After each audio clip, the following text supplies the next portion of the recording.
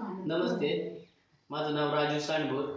Riyansh multitrade private limited या कंपनीमध्ये आरोग्य सल्लागार म्हणून काम करतो. मी आज तिनेवाडी इथे सांडभोरवाडीमध्ये आलेलो आहे. तर या आजींना आपण विचारूयात त्यांना अमृत ज्यूस घेण्यापूर्वी काय त्रास होता आणि अमृत ज्यूस घेतल्यानंतर काय फरक पडला. तुमचं नाव सांगा.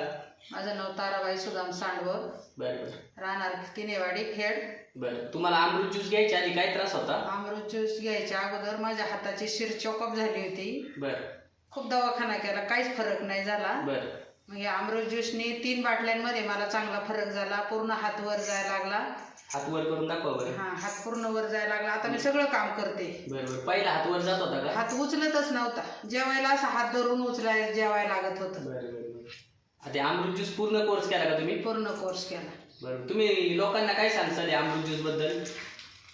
ज्याला काय आजार असेल त्यांनी तो घ्यायचा. बरं. त्याला फरक पडणार. बरं. फक्त तुम्ही मन लावून घ्यायचं, चहा प्यायचा नाही. Okay okay, thank you.